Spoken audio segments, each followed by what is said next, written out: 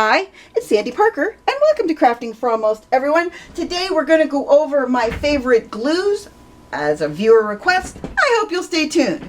Well, one of my viewers wanted to know what my favorite glues are now. I've made glue videos in the past where I went over every kind of glue, in the liquid glue, in the small tape runners, in the large ATG guns. I've pretty much covered glue sticks, you name it. I kind of went over all of them. But one of my viewers wanted to know if my glue preferences have changed over the years, and as a matter of fact they have, so I figured I would cover them. First off, I have specific glues for specific projects. And one of my favorite glues is Aleene's Tack-It Over and Over. And what I use this for are things like if I want a rubber stamp, a red rubber stamp to stick to my MISTI and it won't, I put a little bit of this on the back of it and it holds. It's fabulous to make your own glue dots. All you need to have is the glue dot paper or the backing to sticker paper. You know, this kind of sticker paper. You would just make little dots on the back and let it dry, and you've got yourself DIY glue dots at a very low price. This glue has kind of a, oh, I know what else I use it for. I put my stamps into CD cases, and the way I put them in is I leave the plastic backing on it, and I just put Aleene's behind the plastic, and it sticks in there, and it's perfect. So that's what I use it for as well. It has kind of a thicker consistency than regular glue. This is what it looks like, but it dries clear. I would not use it for things like everyday glue uses. It's not, that's not what it's intended for. It's to pull things off. It tacks over and over again, so you can stick it, pull it off, stick it, pull it off, if that makes sense. So that is Aleene's Tack-It Over and Over. Then I like this little Nuvo precision glue pen. I will say though, the last time I used it, it didn't want to play, and okay, this time it will. You have to push it down and it will put out a little bit of glue.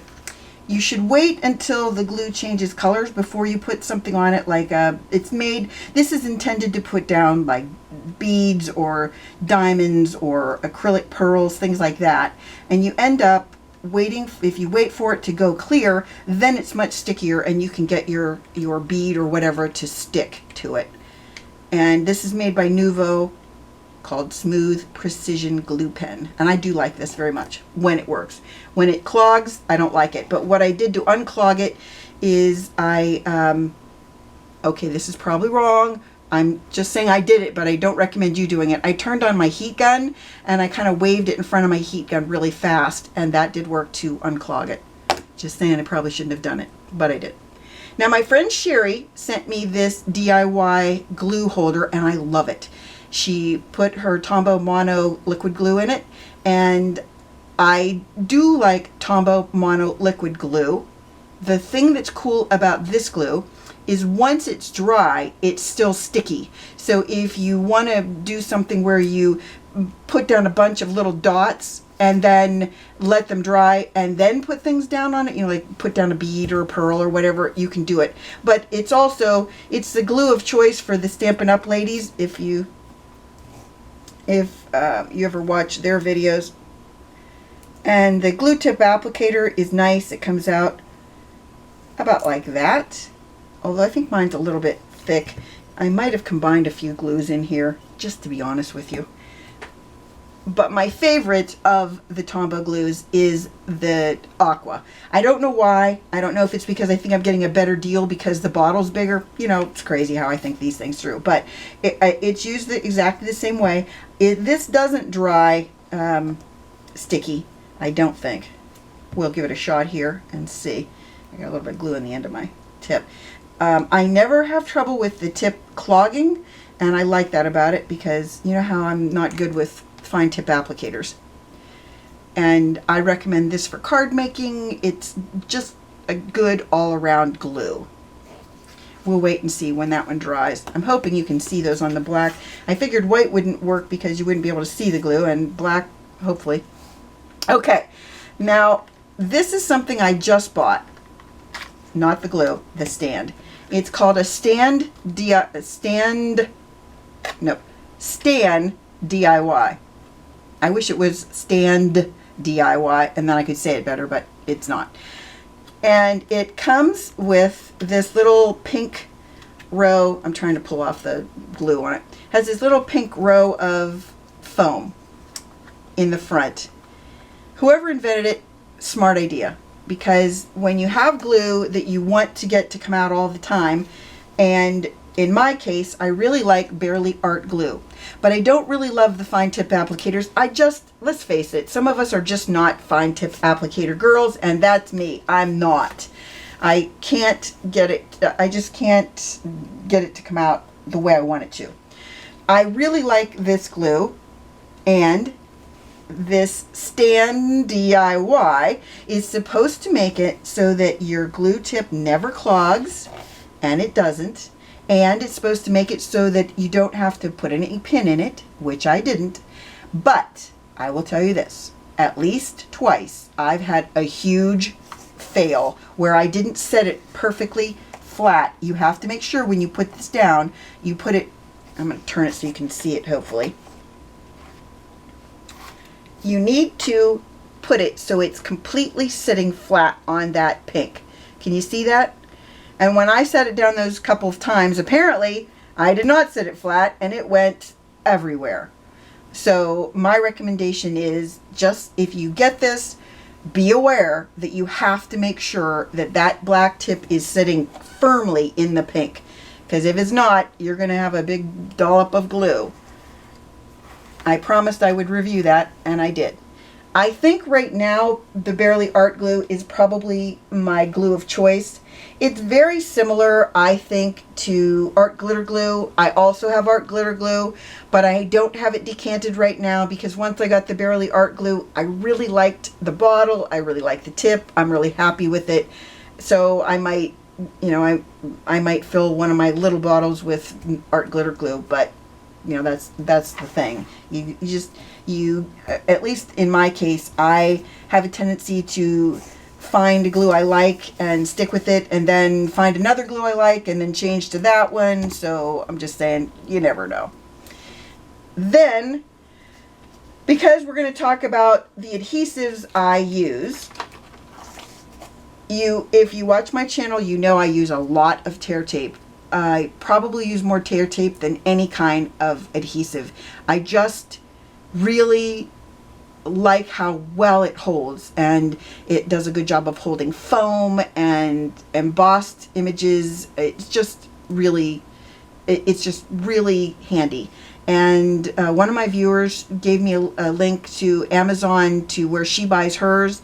And what I found with hers that was different from the ones I'd had in the past is that the release paper came off much easier with hers. So I'll give you that link. I'm not saying that you should buy it because I am not an affiliate of any company. I just like to tell you where I find ones that work for me. Okay, my dog's going to tell you about that too. Then lastly, and this is the biggie, I'm really into 3D projects now. I love making purses and gift bags, and so and I'm going to be making some boxes coming up. I have a bunch of things like that I really want to start doing. I really, really like Beacon's 3-in-1 for that. It smells horrific. I don't recommend the smell of it, but it's a lot like hot glue in the way it works. It's this one isn't open, and I don't really want to open it for this video. I could, but I don't want to. I use this in 3D projects because Sam Calcott from Mixed Up Craft uses a similar glue that's in the UK called Colall, and that glue, she says, adds stability. It makes your boxes harder, and I have to say, if you saw any of the videos where I made my 5-drawer tower, I'll link that I'm using for my my colored pencils. I use this, and man, is that a sturdy box. And all it is paper and cardboard and glue. So I'm telling you, if you can make paper, cardboard, and glue sturdy, this is what did it. It's a thicker glue, and it is really the consistency of hot glue. And it also has the strings of hot glue, which is kind of unfortunate, but you get used to that after a while. Again, this one smells. Of all the glues I've shown you, the only one that smells is this one.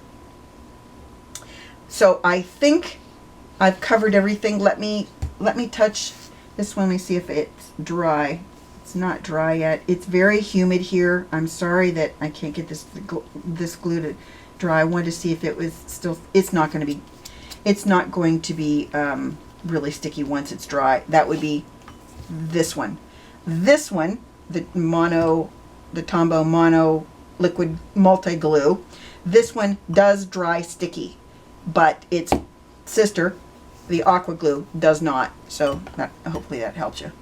Well, I hope this gave you some good ideas and some glue tips. Oh, I will tell you this. This one, and this one are all available at Joann's in the United States. And I will tell you that Joann's usually has like a 40 or 50% off one item coupon. If you're looking for glues, this one is more expensive. To get it on sale half off, you can get this one for like, I think it's like 14 or 15 bucks. It's like $7.50 half off. So I do recommend you checking the Joann's coupons, because I know that Michael's is really kind of cut back on their coupons, and not sure, outside of the US, I'm not sure how much Colall costs, but Beacon isn't one of the cheaper glues. As far as the Barely Art glue goes, you can buy that either at Amazon or at their website, and I'm not sure if there's a price difference, but I always recommend you check. So I hope that this gave you guys some ideas of how or which types and when I use glues, and that you give this a thumbs up and subscribe, and please tell your friends about me on social media, because you know I love that. And thanks so much for watching. Bye-bye.